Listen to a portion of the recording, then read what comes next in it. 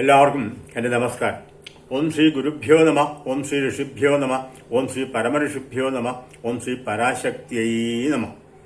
ഋഗ്വേദം 1-ാം അധ്യായത്തിൽ 141-ാമത്തെ മന്ത്രമാണ് ഇവിടെ പറയാൻ വേണ്ടി പോകുന്നത്. താൻ യജത്രാൻ വൃഥാവൃധോ അഗ്നേ പത്നീവദസ്കൃധി മധ്വസുജിഹ്വപായയ.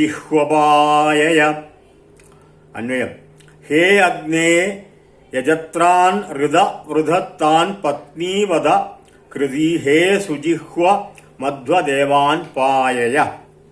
യജത്രാൻ യജിക്കപ്പെടേണ്ടവർ, യാഗത്തിൽ പ്രധാന സ്ഥാനത്ത് പ്രതിഷ്ഠിക്കപ്പെടേണ്ടവർ. ഋതവൃധ യജ്ഞത്തെ പോഷിപ്പിക്കുന്നവർ. താൻ ഇന്ദ്രാദികളായിട്ടുള്ള ദേവന്മാര് പത്നീവത കൃതി പത്നി സമേതന്മാരായിട്ട് വരാനുള്ള ഏർപ്പാടുകൾ ചെയ്യുക. അഥവാ ദേവന്മാര് അവരുടെ പത്നിമാരോടൊപ്പം യാഗവേദിയിലേക്ക് ഹാജരാവട്ടെ. സുജിഹ്വ ശോഭനകരമായ ജിഹ്വയോടു കൂടിയവരായി.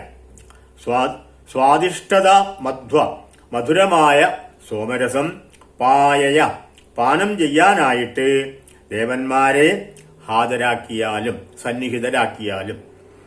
അർത്ഥം: അഗ്നിദേവ യജ്ഞത്തിൽ പ്രധാന സ്ഥാനത്ത് ഉപവിഷ്ടരാക്കി പരിചയപ്പെടുത്തേണ്ടവരും യജ്ഞപോഷകരും അഥവാ യജ്ഞവർദ്ധകരും ആയ ഇന്ദ്രാദിദേവന്മാരെ പത്നി സമേതന്മാരായിട്ട് ഈ യാഗവേദിയിലേക്ക് ക്ഷണിച്ചു വരുത്തി സ്വാദിഷ്ടമായ അത്യധികം മധുരതരമായിട്ടുള്ള സോമരസം അവർക്ക് പാനം ചെയ്യാനായിട്ട് അങ്ങ് നന്നായി ശ്രമിച്ചാലും.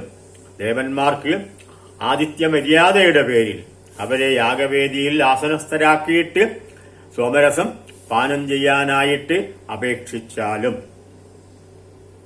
ഋത്വിക്കുകൾ വളരെ പരിശ്രമം ചെയ്ത് വിശിഷ്ട പദാർത്ഥങ്ങൾ ചേർത്ത് ഉണ്ടാക്കിയതാണ് സോമരസം.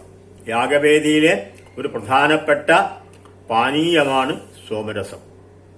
അത് സുപ്രധാനമായ ഒരു സ്ഥാനത്ത് പ്രതിഷ്ഠിക്കുകയാണ് ചെയ്യുക.